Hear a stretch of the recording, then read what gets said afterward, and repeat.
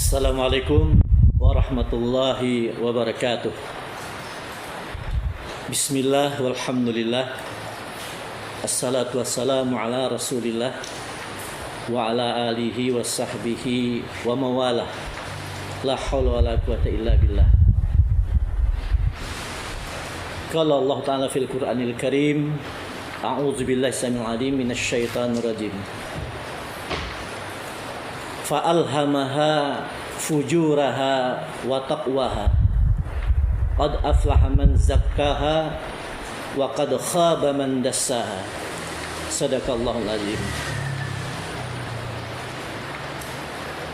Yang berbahagia keluarga besar Al-Mumtaz, dari pengurus yayasan, unit TKIT, unit SDIT, unit SMPIT, SMAIT, orang tua peserta didik, para sahabat, kaum muslimin rahimakumullah. Berbahagia pada pagi hari ini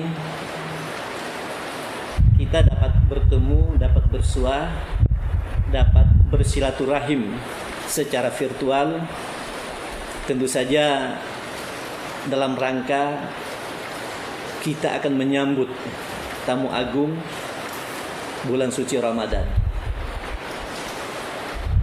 Nah, satu hal yang sangat khusus pada Ramadan kali ini adalah kita insya Allah akan melaksanakan ibadah Ramadan di tengah-tengah pandemi COVID-19, yang ini merupakan keprihatinan kita semua, keprihatinan warga dunia yang sangat mencekam. Dan kita insya Allah akan melaksanakan ibadah Ramadan pada suasana itu. Tentu saja dengan keyakinan yang kuat, keyakinan yang sungguh-sungguh, kita memiliki kesadaran bahwa Allah tidak pernah menjadikan sesuatu secara sia-sia. Di baliknya itu tetap ada pelajaran, peringatan, hikmah yang dihadirkan untuk kita renungkan, untuk kita baca, untuk kita telaah. Nah, itulah yang kita lihat akhir-akhir ini. Para ulama, para ilmuwan, para budayawan, para politisi, para pengamat lingkungan, semuanya berpikir keras, ikut merasakan suasana ini, dan semua urun rembuk untuk mencari solusinya. Ini adalah sesuatu yang sangat luar biasa. Nah, terkait dengan pandemi COVID-19 ini,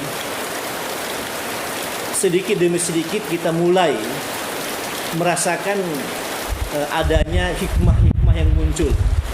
Misalnya betapa orang mulai memahami tentang pentingnya kebersihan. Kebersihan yang sungguh-sungguh, kebersihan yang substansial, bukan kebersihan yang asal-asalan. Orang mulai menyadari bahwa betapa penting kita memperhatikan apa yang kita makan, sehingga ada gerakan cuci tangan, kemudian bersih-bersih lingkungan, dan seterusnya. Kita juga membaca berbagai sungguhan data-data, misalnya getaran bumi mulai menurun. Karena apa? Karena banyak kendaraan-kendaraan yang parkir semua, seolah-olah bumi sedang diistirahatkan. Pengamat lingkungan juga menghadirkan data, sungai-sungai mulai bersih, udara mulai bersih. Kemudian pengaruh rumah kaca yang berdampak pada menipis dan bocornya lapisan ozon sudah mulai pulih, mulai makin merapat dan akan tertutup. Berarti di antara sekian banyak hikmah bahwa COVID-19 ini yang merupakan pandemi itu telah memberikan sebuah perbaikan secara budaya, lingkungan, juga mengoreksi kebijakan-kebijakan di bidang kesehatan dan sebagainya. Ini adalah sesuatu yang luar biasa kalau kita dari sisi hikmahnya. Secara maknawiyah, secara keimanan, juga peristiwa ini memberikan sebuah renungan kepada kita, memberi pengaruh positif juga kepada kita. Kita mulai merasakan sikap yang tepat secara keimanan atau sikap yang berlebihan atau sikap yang tidak jelas dalam menghadapi pandemi ini. Misalnya, ada orang yang mungkin merasakan keimanan sudah mantap, dia mengatakan, buat apa kita takut dengan corona? Kita cukup takut kepada Allah. Misalnya, ungkapan ini tentu saja menjadi renungan para ustadz. Apakah ini sebuah ungkapan yang benar-benar mencerminkan tawakal yang benar atau tawakal yang kebablasan? Nah, tapi ada juga orang yang takut berlebihan. Nah, ini juga menjadi koreksi bagi kita. Ketakutan yang mungkin ditinjau dari sisi syar'inya tidak tepat. Oleh karena itu juga peristiwa ini memberikan adanya semacam pembersihan terhadap batin kita. Bersih diri, bersih batin, bersih lingkungan hidup, bersih bumi dan seterusnya. Dan setelah itu, dalam kondisi itu, insya Allah kita juga diperintahkan untuk bersih-bersih diri melalui puasa Ramadan. Tadi kami membacakan sebuah ayat surah Asy-Syams, fa'alhamaha fujuraha wa taqwaha qad aflaha man zakkaha wa qad khaba man dassaha.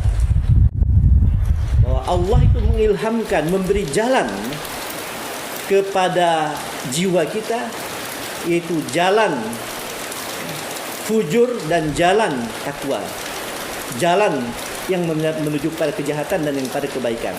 Tetapi dikatakan di sana, beruntunglah mereka yang mensucikan jiwa itu dan merugilah mereka yang mengotorinya.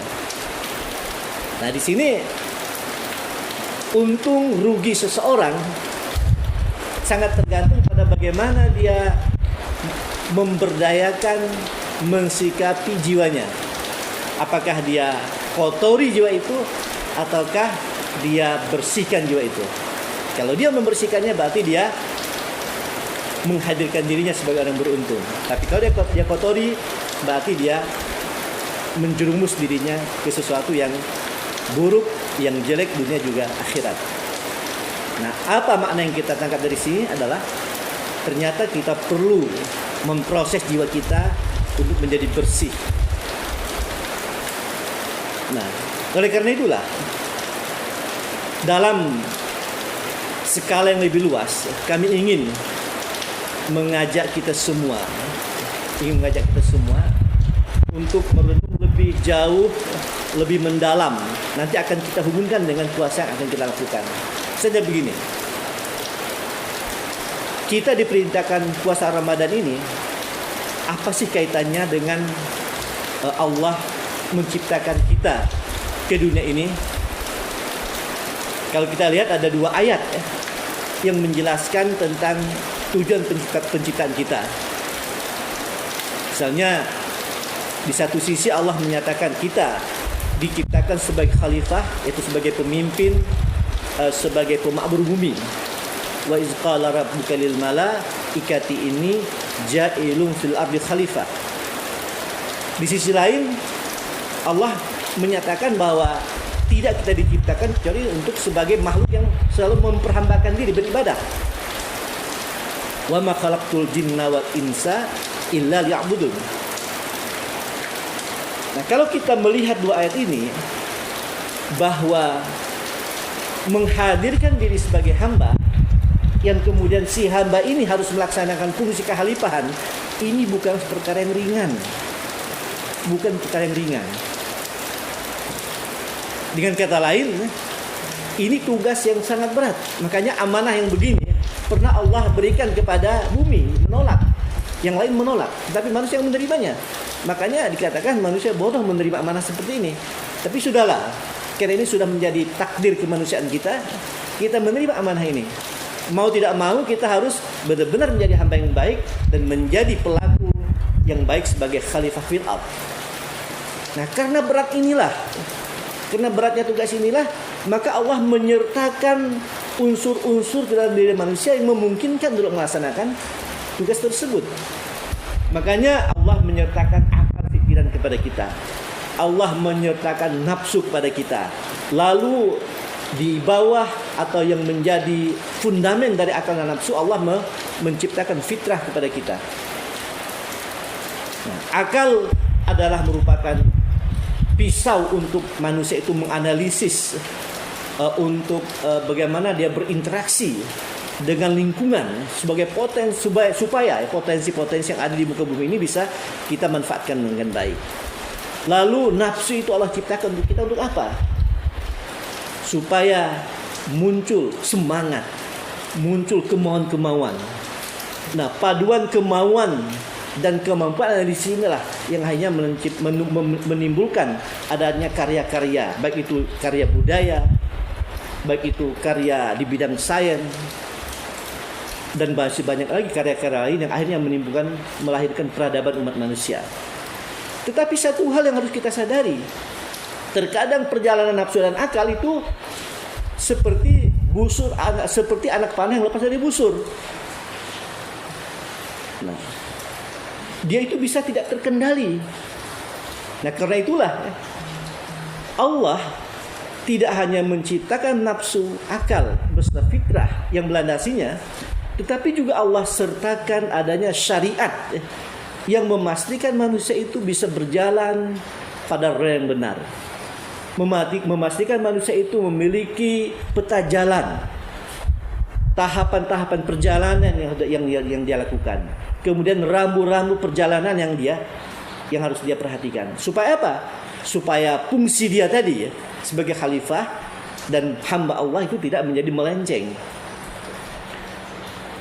Nah, makanya untuk menjadi rambu-rambu, untuk menjadi penguat bagi hamba Allah yang namanya manusia itu kita semua ini, makanya Allah menciptakan atau Allah menghadirkan bentuk-bentuk ibadah yang bentuk-bentuk ibadah itu nanti akan mampu memberikan penguatan kepada manusia. Nah, kalau kita lihat ada 3 ibadah yang diwajibkan kepada setiap manusia yang beriman tentunya, yang itu menjadi pilar utama untuk dia mampu berdiri tegak di muka bumi ini sebagai hamba Allah, lalu menghasilkan karya-karya memberikan kemaslahatan bagi manusia. Nah, 3 pilar ini apa? Pertama, ibadah yang kita kenal dengan sholat. Diwajibkan 5 waktu sholat. Ini pilar pertama. Yang kedua apa? Yaitu puasa wajib di bulan Ramadan. Pilar kedua. Yang ketiga apa? Yaitu menunaikan ibadah haji ke Baitullah. Ini adalah 3 pilar utama yang kalau kita lihat, ketiga pilar ini semacam sistem peribadatan yang wajib bagi setiap orang muslim, yang itu akan memperkuat jati dirinya. Nah, coba kalau kita telusuri lebih jauh dia sebagai sebuah sistem peribadatan. Misalnya Sholat itu mengandung kontrol harian, bahkan zaman per jam maksudnya. Karena apa? Karena satu hari kita diwajibkan melaksanakan 5 kali. Berarti 24 jam dibagi 5, disitulah ada nilai kontrol sekaligus nilai penguatan kepada kita. Nah, supaya tadi tugas-tugas itu bisa kita laksanakan dengan baik. Kemudian kalau kita perhatikan puasa misalnya. Nah, puasa itu dilaksanakan 1 kali dalam 1 tahun. Kalau tadi sholat itu setiap hari 5 kali. Kemudian puasa dilakukan 1 kali dalam setahun. Nah, tetapi kalau kita lihat prosesi puasa ini dibandingkan dengan sholat, itu jauh lebih berat. Pada siang hari, hal-hal yang halal saja diharamkan. Kita tidak boleh makan di siang hari, padahal makan itu halal, tapi tidak dibolehkan. Nah, kemudian pilar yang ketiga, haji. Kewajiban bagi seorang muslim yang mampu tentunya, yaitu minimal dia 1 kali seumur hidup. Nah, kalau kita lihat prosesi haji ini jauh lebih berat daripada berpuasa. Kenapa? Harus bekal yang cukup, meninggalkan keluarga dalam waktu yang cukup lama. Kalau kita dari Indonesia misalnya tidak cukup 1 bulan. Ya kecuali yang ONH plus lah ya. Tapi biayanya itu juga luar biasa. Lebih berat. Nah, tapi kalau kita lihat lagi misalnya di dalam ibadah haji, di dalam ibadah puasa, sholat tetap menjadi sesuatu di dalam ibadah ini. Misalnya di dalam ibadah atau di dalam bulan Ramadan itu diakhiri dengan adanya sholat Idul Fitri. Ketika kita melaksanakan misalnya prosesi di tanah suci, ada orang melaksanakan haji, tetapi kita di tanah air melaksanakan Idul Adha. Sholat selalu menyertai ibadah ini. Nah, jadi ini adalah 3 ibadah yang merupakan 3 pilar bagi setiap muslim agar dia benar-benar mampu, agar dia benar-benar eksis sebagai hamba sekaligus sebagai khalifah di muka bumi. Oleh karena itu, sekali lagi, dalam kita melihat ibadah secara konsepsional, jadi kita tidak bisa memisahkan keberadaan Ramadan, sholat dan haji. Ini adalah 3 hal yang saling berkaitan. Barangkali kalau kita telusuri lebih jauh, ketiga ibadah ini sangat mungkin bersifat sistemik. Bersifat sistemik. Pendengar, saudara-saudaraku, keluarga besar Al-Mumtaz, insyaallah yang dimuliakan Allah. Sekali lagi, Allah menghadirkan sebuah sistem ibadah kepada kita sebagai orang beriman dalam rangka untuk memberikan penguatan kepadanya, dalam rangka untuk memberikan sebuah kontrol yang kuat kepada hamba tersebut untuk melaksanakan segala tugas-tugas yang Allah berikan kepadanya. Nah, sekarang persoalannya adalah yang perlu kita perhatikan, seperti apa manusia itu sendiri. Nah, kalau kita lihat manusia itu merupakan makhluk yang mempunyai setidak-tidaknya secara umum orang melihat manusia itu bisa terdiri atas 3 dimensi, 3 bagian. Yang pasti bahwa setiap manusia itu punya fisik. Kemudian di dalamnya ada hati terkait dengan fitrah. Kemudian juga ada akal. Nah, fisik ini terkait dengan nafsu. Dengan kata lain, ada 3 komponen, 3 unsur, 3 dimensi yang ada dalam diri manusia itu. Ada akal, ada nafsu, dan ada ruh. Ruh terkait dengan fitrah, terkait dengan hati. Nafsu terkait dengan jasad. Kemudian akal, pikiran terkait dengan bagaimana potensi kecerdasan yang dimiliki manusia. Nah, sekarang dalam kehidupan kita sehari-hari, 3 unsur ini sangat penting untuk kita layani. Sangat penting untuk kita layani. Karena apa? Dalam kenyataannya, ada orang yang sangat dominan unsur akalnya. Betul dia cerdas, tetapi karena tidak diimbangi oleh unsur yang lain, terkadang kecerdasan seorang itu menimbulkan kecelakaan bagi orang lain. Misalnya dia cerdas menipu orang, kecerdasannya itu digunakan untuk hal-hal yang negatif. Nah, kecerdasan semacam ini mencerminkan bahwa ketika orang yang cerdas berbuat jahat, berarti akalnya sedang dikendalikan oleh hawa nafsu. Tetapi ada juga orang yang secara akal dia tidak terlalu cerdas, biasa-biasa saja. Tetapi keseharian kita melihat dia begitu bermanfaat bagi orang banyak. Dia bisa memberi solusi, sekalipun solusinya tidak sebrilian misalnya orang yang sangat cerdas. Tetapi karena apa? Karena ruhnya muncul dalam kehidupannya, fitrahnya terpancar dalam kehidupannya, maka ilmu yang sedikit ternyata mampu memberi manfaat. Jadi ketika itu nafsu bisa diredam oleh kehadiran fitrah. Nah makanya Imam Al-Ghazali ketika memetakan sosok manusia ini, beliau mengatakan begini,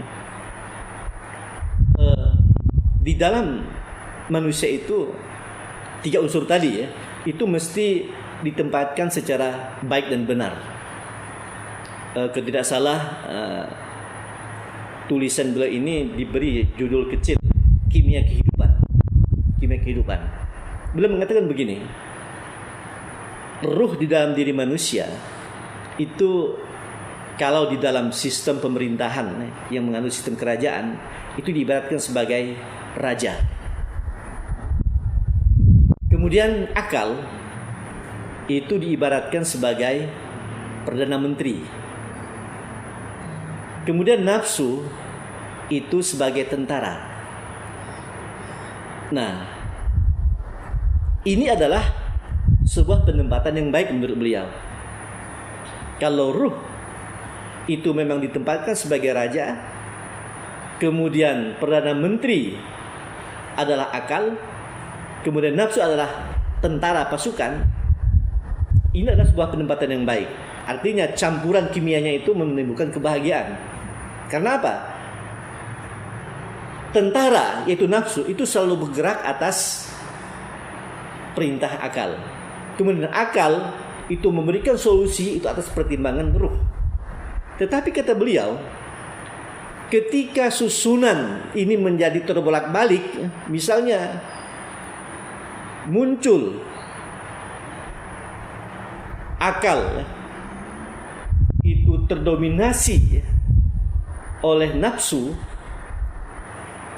dia tidak berfungsi dengan baik, kemudian fitrah manusia tertutupi akibat dari banyak perbuatan dosa, maka ketika itulah menjadi kekacauan. Ketika itu apa yang terjadi? Nafsu sebagai pasukan sekaligus bisa sebagai perdana menteri. Akal dipermainkan, kemudian fitrah orang menjadi tertutup, tidak memberikan cahaya keimanan. Nah ini yang banyak terjadi. Ini banyak terjadi. Dari karena itu sangat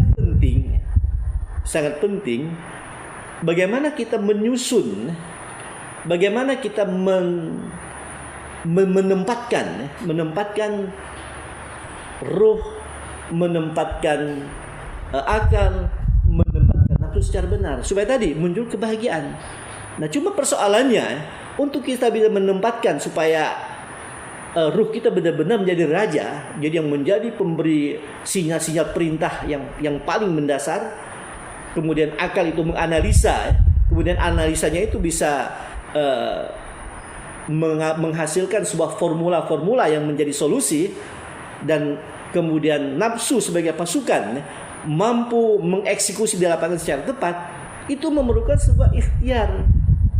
Dalam bahasa agama memerlukan mujahadah.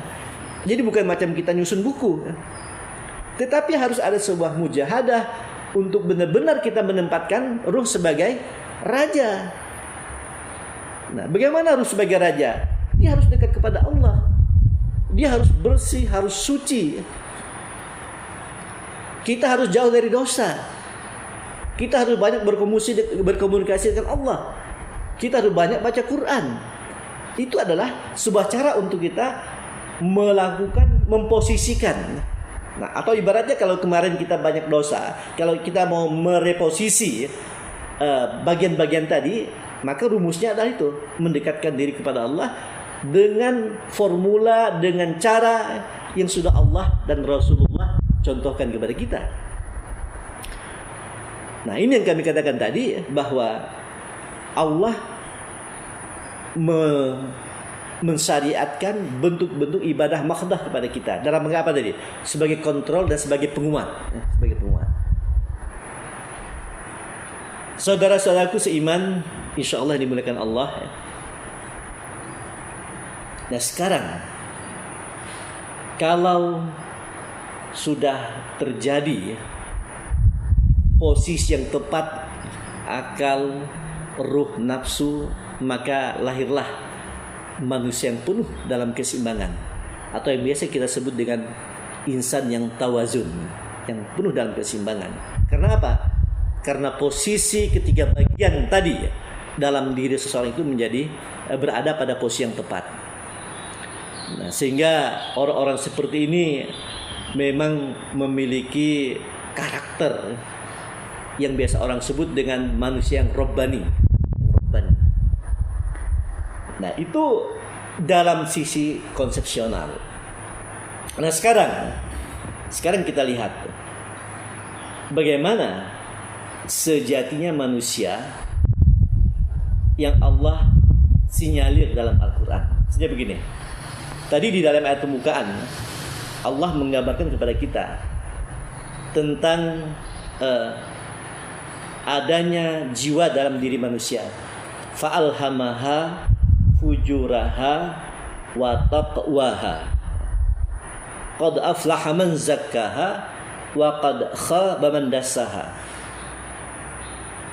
Kita harus sadar bahwa jiwa yang kita miliki itu Allah hadirkan dua jalan. Ada jalan fujur, ada jalan takwa. Jadi seolah-olah begini, bahwa Allah itu memberikan pilihan kepada kita. Apakah kita akan melewati jalan yang fujur, ataukah kita menempuh jalan takwa. Nah, tapi Allah katakan, kalau ingin beruntung, bersihkan jiwa itu. Qad aflaha man zakkaha wa qad khaba man dassaha. Beruntunglah mereka yang mensucikan jiwa itu dan berunggihlah orang yang mengotorinya. Nah, artinya begini, Allah memberitahu kepada kita, kalau kalian mau beruntung, bersihkan jiwa itu. Bersihkan jiwa itu. Ya, karena jiwa yang bersihlah yang berhak untuk mendapat panggilan Allah. Ya ayuhan nafsul mutmainnah, ya, itu wahai jiwa yang tenang.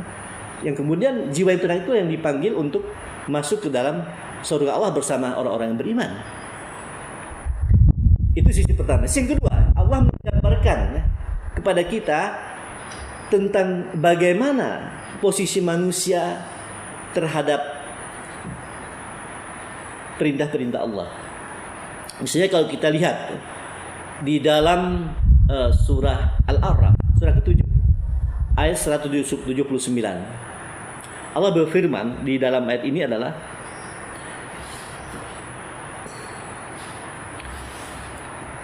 A'udzubillahi minasyaitonir rajim, wa laqad zara'na li jahannam katsiran minal jinni wal ins lahum qulubun la yafqahuna biha wa lahum a'yunun la yubsiruna biha walahum azanu la yasma'una biha ulaika kal an'am bal hum adall ulaika humul ghafilun.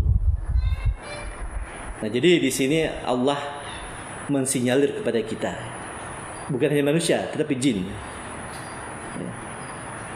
Walaqad zara'na li jahannam minal jinni wal ins.